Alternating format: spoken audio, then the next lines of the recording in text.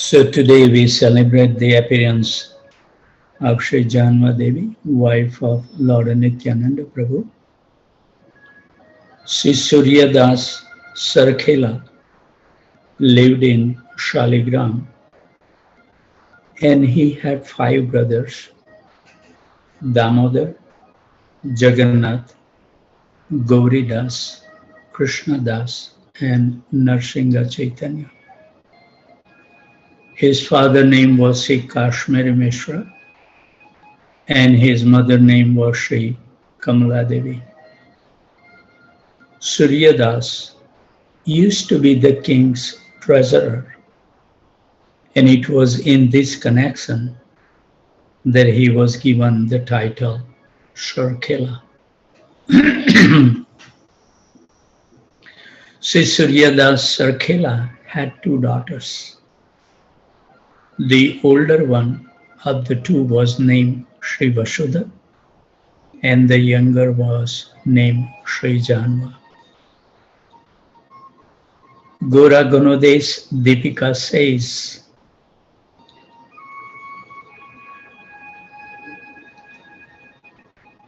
and also the Kavi Karnapur says, that Sri Nityanand Prabhu's dear consort, Sri Vasudha and Janma Devi, are expansions of Varuni and Revati respectively.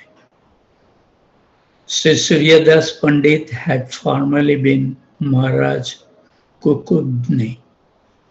His bodily effulgence was as brilliant as sun. And some say that Srimati Vasudha Devi is the incarnation of Srimati Ananga Manjari, and the others say that Srimati Janma Devi is the incarnation of Srimati Ananga Manjari. In truth, both opinions are correct. They are both incarnation of Srimati Ananga Manjari. So Surya Das Sarkhela was a dear devotee of Nityananda and Gauranga. Seeing his daughters maturing into the full bloom of their youth, he began to think about the subject of their marriage. This is actually recorded in Bhakti Ratnakar. Quote, Surya Das Pandit began to think about this very deeply. Once thinking in this way late at night, he fell asleep. At that time, a dream came to him. With this, his mind was filled with bliss. In his dream, he saw himself giving his two daughters in marriage to Sri Nityananda Prabhu. Seeing this wonderful dream, the Pandit swam in the ocean of ecstasy. A little while later, his dream broke. The next morning, he told a Brahmana friend of his about his dream. He said, quote, I saw that Nityanand Prabhu is Balram himself. His unprecedented bodily effulgence filled the 10 directions with its radiance. His arms and legs were decorated with all manner of wondrous and beautiful ornaments. My two daughters accompanied him on either side of him, and having assumed the form of Revati and Varuni, they were exceedingly beautiful. Certainly, I must offer the hands of my daughter to Sri Nityanand Prabhu in marriage. Until he accepts them, I shall never find peace. Unquote. So in this way, having informed his Brahmana friend of his intentions, Sarkhela Pandit dispatched him to Navadvip. to Srivas Pandit. With great haste, the Brahmana left, and soon he arrived at the house of Srivas Pandit. At that time, Nityanand Prabhu was staying at the house of Srivas Pandit. So the Brahmana explained to Srivas how Suryadas Sarkhela wanted to offer his two daughters in marriage to Nityanand Prabhu. Upon hearing all this, Srivas Pandit became extremely happy and submitted the entire matter to Nityanand Prabhu. The merciful Nityanand Prabhu told the Brahmana to return to Suryadas Sarkhela with the assurance that he would certainly fulfill his heart's desire. And when the news came to Advaita Acharya, he also became extremely happy. Advaita Acharya says in his own word, quote, "May all this take place very soon," unquote. Meanwhile, the Brahmana returned to Saligram and gave the auspicious news to Suryadas Sarkhela. Upon hearing this, Suryadas' ecstasis knew no bounds.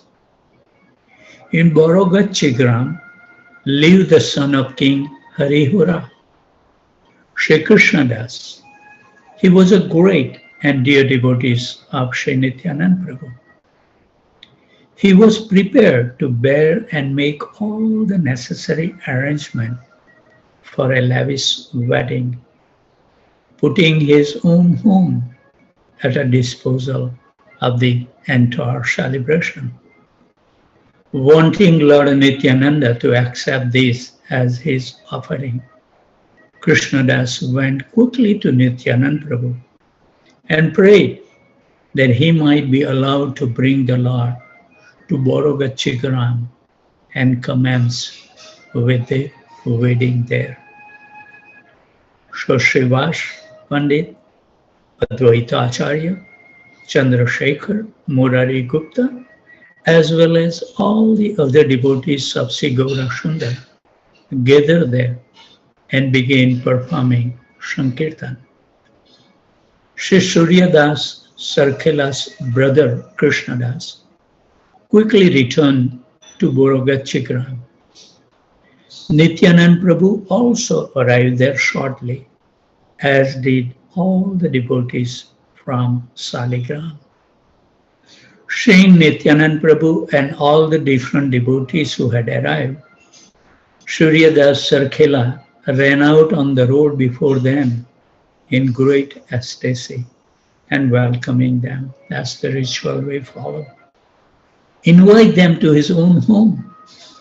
After falling before the lotus feet of Sri Nityanand Prabhu in humble submission, the Bhakti Ratnakar records this as follows, quote, "Falling at the lotus feet of Sri Nityanand Prabhu, Suryadas flooded the ground with his tears.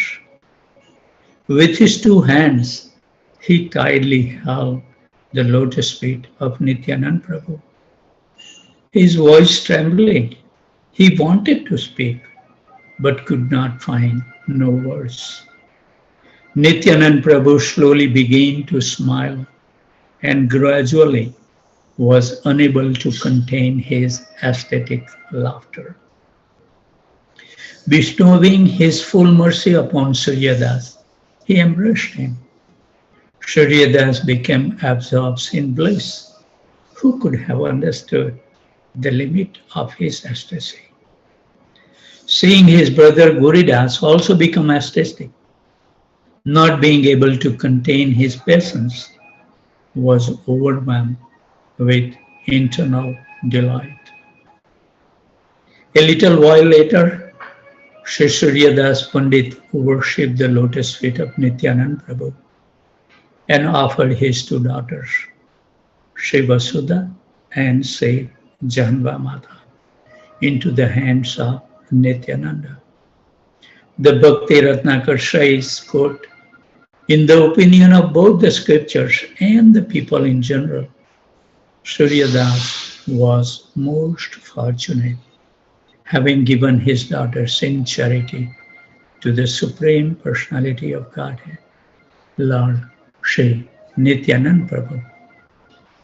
So thereafter, following the beautiful and auspicious wedding, Sri Nityanand Prabhu remained in Shaligrampura for some time, and in time he went to Navadvip Dham and arrived at the house of Sachi Devi with his two wives. He offered his obeisances to the lotus feet of Sri Sachi Devi. Sachi Mata was delighted to see Vasudha and Janva. She embraced them again and again, sat them on her lap, and affectionately pinched them on their cheek. What a wonderful! All the Vaishnavas' housewives in Navadvip showed great affection toward the two brides of Nityananda. In order for Sachi Devi, Nityanand went to the house of Advaita Acharya in Santipur. When Sita Thakurani saw Vasudha and Sri Janva, she floated in the waves of ecstasy. She also embraced them as affectionately as Sachi Devi had. Sri Nityanand stayed there at the house of Advaita for some time, until Udarana Datta Thakur requested him to come to stay at his place at Saptagram. There he stayed for a few days, and after taking part in a great Sankirtan festival, went on to Borogram. Nityanand Prabhu performed endless Kirtan pastimes and wandered from one place to the next for only this purpose. After some time, Sri Vasudha Devi gave birth to a daughter named Ganga and a son named Virchandra. And Sri Janva Devi, on the other hand, had no children. After Sri Nityanand Prabhu, Advaita Acharya, Srivas Pandit, and many other members of Sri Chaitanya Mahaprabhu's personal entourage had gone back to Godhead, Sri Janva Mata wanted to further inundate the world with a flood of Sankirtan nectar. At that time in Keturi Gram, on the Falgun Purnima day, the day of Mahaprabhu's advent, a great festival was to be held. The three Acharyas, Narottam Das Thakur, Shyamanand Pandit, and Srinivas, all three, full mercy potency of the Lord, heard that a great festival was to be held in Keturi Gram, birthplace of Narottam Das Thakur, at the house of Raja Santosh Dutt. They too arrived to take part. The festival had been arranged by King Santosh Dutt. He was the son of Narottam's brother as well as Narottam's disciple. For this festival, Janva Devi herself, the wife of Lord Nityananda, had come. Along with her came her uncle, Sri Krishna Mishra, as well as Sripati Srinidhi, Miniketana Ramadas, Murari Chaitanya, Gyanadas, Parmeshwari Das, Balram Das, Vrindavan Das Thakur, and all the other dearmost followers of Sri Nityanand Prabhu. Janva Mata first went to the house of Gauri Das Pandit in Ambika Kalna, along with all her followers. The disciple of Gauri Das Pandit, Rudaya Chaitanya, with great cordiality welcomed Sri Janva Mata and all the devotees. Sri Jahanva Mata with her own hand cooked the offering for the Gaur Nityananda deities there.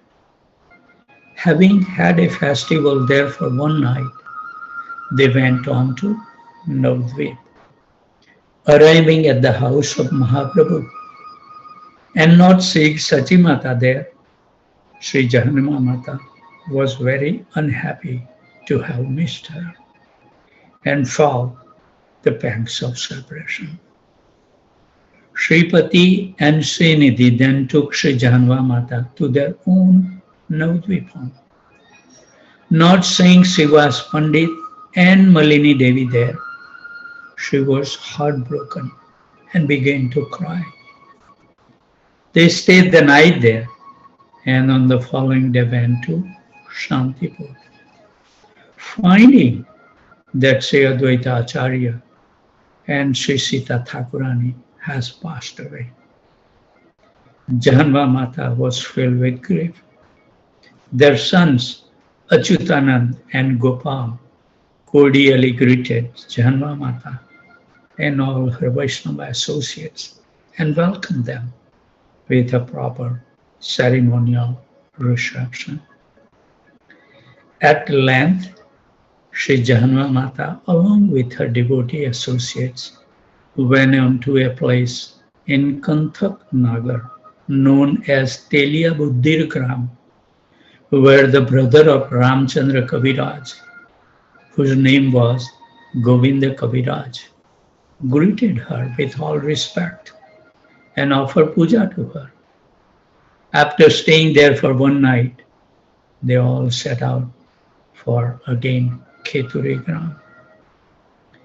Arriving on the other side of the river from Keturigram, they found that Raja Santosh Dutt had made arrangement for boats to ferry the devotee across the river Padma, as well as other conveniences to bring the devotees into Keturigram. He also made many other arrangements for the well-being of the devotees, including suitable housing and ample prasadam. Everything was decorated very beautifully. Raja Santosh Dutt personally came a long way down the road just to welcome Jahanva Mata and her company by offering them flowers and garlands, as well as many other gifts. In this way, all the devotees headed by Jahanva Mata entered Keturigram while performing Sankirtan. At this time, with Srinivas, Narottam and Shyamananda in front, welcomed the delegation of devotees headed by Jahanvi Mata by offering their full obeisances with great humility in the dust of the road. The devotee embraced each other in great ecstasy, and gradually they filled the four directions with the ecstatic and tumultuous sound of their kirtan. Raja Santosh Dutt had caused beautiful houses to be constructed to house the devotees headed by Jahanva Mata. What a nice preparation, huh? He also made arrangement for servants to care for their every need. Gradually, the different devotees headed by Jahanva retired to their respective quarters, and after having honored prasadam, they rested. Seeing that the service of the Vaishnava had been properly taken care of, Raja Santosh Dutt was extremely happy. The following day was the appearance day of Sri Chaitanya Mahaprabhu. Within the newly constructed mandir, 6 deities were to be installed. In the evening, the devotees began performing Sankirtan. Sri Raghunandan from Sikhand began the preliminary kirtan. All the people of Keturigram turned out for that occasion, And within the midst of that great assembly, Nityananda Shakti, Sri Jahanwa Mata, looked very beautiful. Upon seeing her, upon seeing the devotees gathered there, and upon hearing the divine kirtan of those great souls, all the atheists and sinners were supremely purified. Everyone had left their homes and hurried out to see the devotees and to drown themselves in the nectar of the kirtan. Everyone dived and surfaced in the ocean of ecstasy, and in this way were drowned in the bliss of Vaikuntha. In this way the kirtan continued until midnight. The following day, with great pomp and before a huge crowd, Srinivas Acharya himself performed the Abhishek ceremony for the installation of the 6 deities. On the order of Jahanwa Mata and the devotees, Narottam Das Thakur began to perform kirtan. And in the midst of that kirtan, Sri Gauranga Mahaprabhu himself accompanied Nityanand Prabhu, and all his eternal associates appeared, made his divine appearance. Who can describe the overflowing of ecstasy felt by the assembled devotees there in Kheturigram on that day? Those who could remember that festival, all will attain eternal fame. So on the 3rd day of the festival, Jahanwa Mata herself cooked the bhoga for the deities. Quote, Sri Jahanwa Devi was extremely delighted by the Sankirtan festival. After purifying herself by bathing in the Gangas at the midday, with great enthusiasm, she cooked a wonderful preparation of rice, vegetables, and other things. And her cooking was unprecedented. Sri Jahanwa Mata herself distributed prasad by her own hand to the great souls present there at the grand festival. After the festival was over, Jahanwa Mata left Kheturigram, accompanied by her entourage of devotees, and set out for Vrindavan. On the way there, they passed through Prayag and Kashi and arrived in Mathura. There they visited Krishna's holy birthplace, and after bathing at the Vishram Ghat, they entered Vrindavan. In order to welcome Sri Jahanwa Mata, some of the Vrindavan devotees met her in Mathura.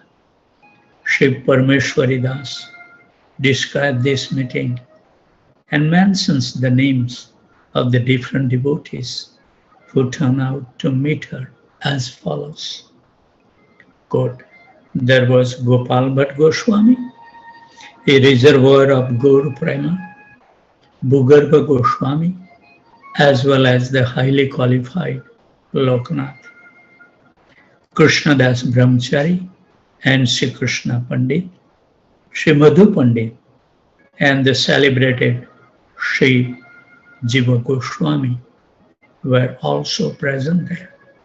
All of them were introduced to Jahanwa Mata, who was informed of their names by Jiva Goswami. Hearing this, Jahanwa Mata's great ecstasy was increased, that described wonderfully in Bhakti Ratnakara. Having approached Jahanwa Mata, all the Goswamis present there fell before her lotus feet and offered their pranams. And she also offered her pranams to them. Sri Jahanwa Mata, seeing the aesthetic effort of the Goswamis, were very happy. At last, she toured the holy places in Vrindavan and saw the different deities of Vrindavan, headed by Sri Govinda, Sri Gopinath, and Sri Madan Mohan. The Goswamis had made an extensive effort to see it that the arrangement for Janma Mata's stay were topmost. After some days in Vrindavan, she went to see Govardhan Hill, Radha Kund, Shyam Kund. When she visited the different places of the Lord pastimes, different divine moods and emotions connected with those pastimes awakened within her. In this way, after wandering about in Vrindavan for some time, she returned to Gaudadesh, Bengal. Having reached Godamandal, the greater circle of Mahaprabhu's pastimes in Bengal, she first went to Kheturigram again. There the devotees came out to greet and welcome her, led by Narottam and Ramachandra Kaviraj. After staying there for a few days, she went on to Budarigram. In Budarigram lived their brother of Vansidas, Shyamdas Chakravarti. She proposed that his daughter, Shri Hemlata, should be married to Boro Das, and on her order, Shyamdas gave his daughter to Boro Das. After the wedding, Janma Mata gave Gangadas the responsibility of worshipping the deity of Shyam Sundar. After staying in Badurigram for some time, Janma Mata went to see the birthplace of Sri Nityanand Prabhu in the village of Ekachakra. As she took darshan there, she heard about the father and mother of Sri Nityananda, Rai Pandit and Padmavati. Hearing about her father-in-law and mother-in-law and meditating upon them, she was overwhelmed with separation and began to weep. In the company of a local Brahman, she saw the different places of Nityanand Prabhu's childhood pastimes. No one can describe the bliss she felt upon seeing those places. That day she stayed at the empty house which has once been occupied by Nityanand's parents, which had once been Nityanand's home. She passed the night chanting the names of Lords in Kirtan.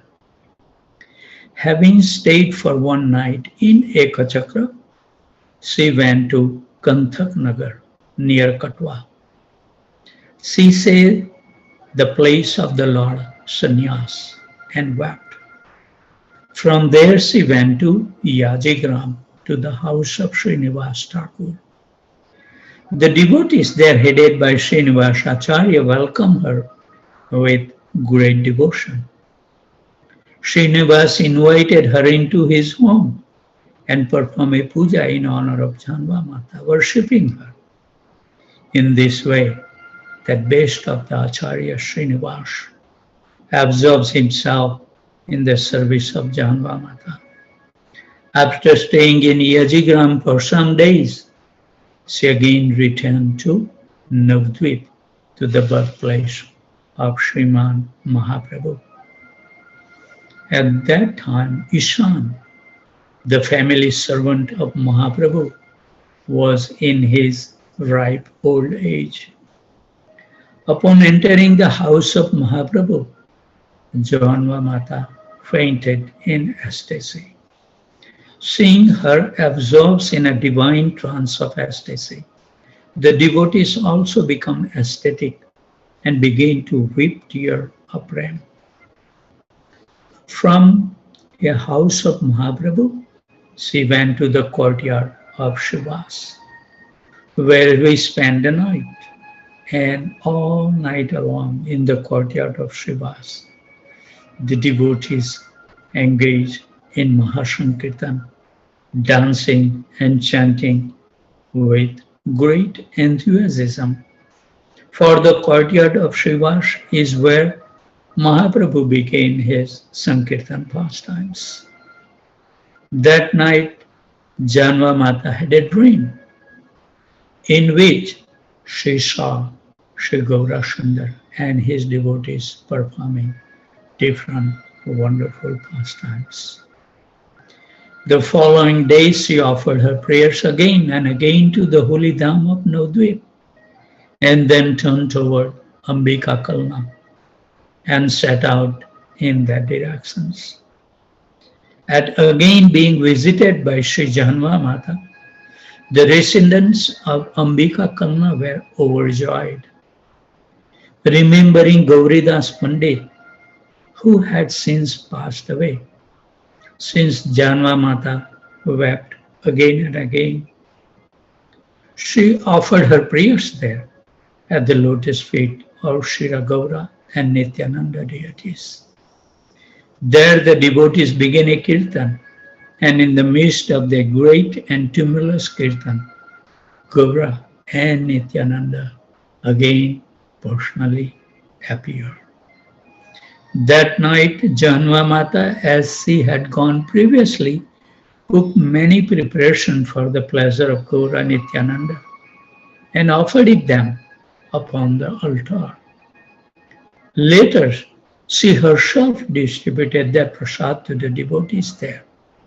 That night, as she slept, in her dream, she saw Gauridas Pandit with Gaura and Nityananda, and they all offered Janva Mata their blessings. The following day, bidding farewell to the devotees, Janva Mata went to the home of Udaranath Thakur. There, after staying for one night, Sankirtan festival, she got in a boat and returned to her own home in Khoradoha Gram. In Khoradoha Gram, upon seeing her once again, the devotees felt boundless joy. With great eagerness, everyone tried to push in front of the crowd to catch the glimpse of her. The devotees greeted her with Sankirtan. Nityananda's son, Birchandra, and his daughter, Sri Ganga, offered their prayers at the lotus feet of Sri Janva Mata, and in turn were affectionately embraced by her. She smelled their heads in affection, and after this, Janva Mata and Sri Vasudha Devi offered their respect to each other. After this, Sri Janva Mata spoke of her visit to the different holy places in Gora Mandal and also the Braj Mandal with all the devotees. Sri Janva Mata retained Parameshwari Thakur as a servant. The two of them were unlimitedly happy to see one another once again. The other devotees bid their farewells. The story of Sri Janva Mata pilgrimage throughout the holy places of Gaura Mandal and Braj Mandal has become quite famous throughout the society of Gaudiya Vaishnavas. Sri Janva Mata is a reservoir of Prema Bhakti and is known as Nityanand Swarupini, the other self of Nityanand Prabhu. She delivered many sinners and atheists by her mercy. Her divine opulence, Aishwarya, and sweetness, Madhurya, are both astounding. The birthday of Sri Janvi Mata, the Shakti of Nityananda Prabhu, is celebrated on the 8th day of the full moon in the month of Vaisakh. Srila Bhakti Vinod Thakur, in his Kalyan Kalpataru, has prayed to Janva Mata as follows at the lotus feet of Janva Mata. So let's imbibe this mood of Bhakti Vinod Thakur like this by reading this wonderful narration Quote, this is the words exactly as Bhaktivinoda Thakur has spoken and spread to Janma Mata. Having fallen into this ocean of misery, my life is a bewilderment, and I do not know how to reach its source, nor even where to search for it. All my efforts, karma, are useless. All my knowledge, gyan, is useless, as are my mysticism, yoga, austerity, religious penance, and mundane piety. Haribam. None of these processes have any power to rescue me. I'm a weak, helpless. I don't know how to swim across this ocean of ignorance. Who will deliver me from this dangerous predicament?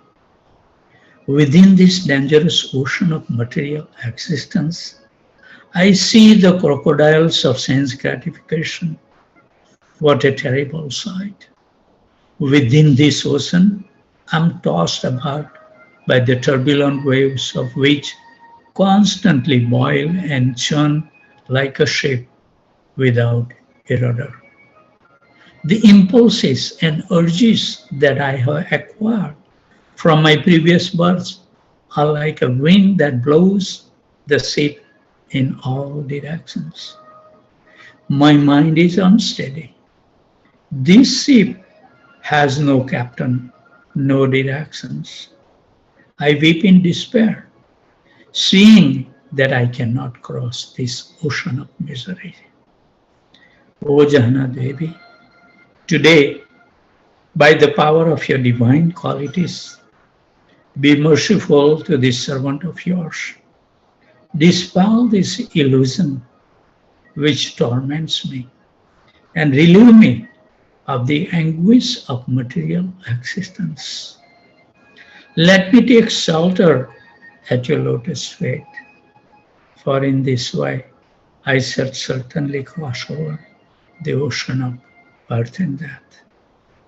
You are Nityananda Shakti, the divine energy of Nityananda himself. You are the Guru of Krishna Bhakti. Be merciful to me and grant me the shade of your holy lotus feet, which are like a wish-fulfilling tree. You have delivered countless abnormal sinners. Please deliver me in the same way. Today, this lowly sinner falls at your holy feet, praying for your mercy.